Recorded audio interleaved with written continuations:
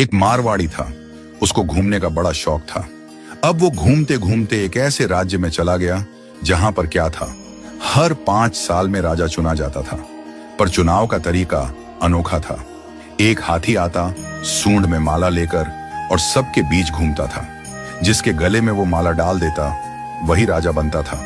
अब क्या हुआ, हाथी आया माला लेकर, थोड़ी देर इधर उधर देखा और जाकर माला इस मारवाड़ी के गले में डाल दी। मारवाड़ी हैरान, अरे भाई, मैं तो घूमने वाला आदमी हूं, ये कहां फंसा दिया। खैर, उसे राजा बना दिया गया, सिंहासन पर बिठाया गया। राजपुरोहित आया, तिलक करते हुए शर्तें सुनाने लगा।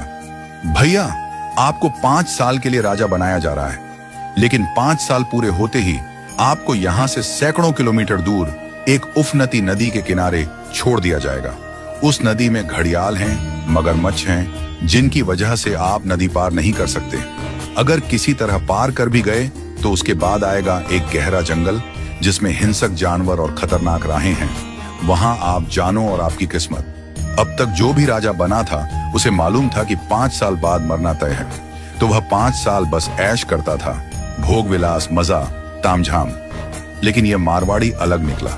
उसने सोचना शुरू किया, अब मुझे 5 साल बाद क्या करना है। राज्य की जो भी आमदनी आती थी उसमें से 51% जनता की भलाई में लगाने लगा, और बचे हुए 49% से उसने अपने आगे की प्लानिंग की।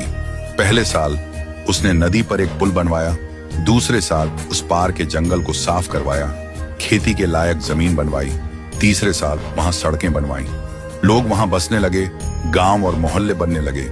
चौथे साल एक छोटा सा महल बनवाया जहां वह आगे जाकर रह सके।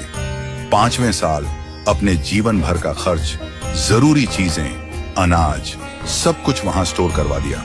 अब 5 साल पूरे हो गए। परंपरा के अनुसार लोग उसे ढोल नगाड़ों के साथ विदा करने आए। लोगों की आंखों में आंसू थे। कहने लगे, ऐसा राजा हमने पहले कभी नहीं देखा। वो राजा था मारवाड़ी, शांत मुस्कान के साथ सबको प्रणाम किया और उस पुल पर चढ़ गया जो उसने खुद बनवाया था। लोग अवाक रह गए। हजारों राजा आए गए, मारे गए, लेकिन ये पहला राजा था जो भवसागर को पार कर गया। कथा का संदेश, हम सभी इस धरती पर सीमित समय के लिए आए हैं। ये जीवन 5 सालों की तरह है।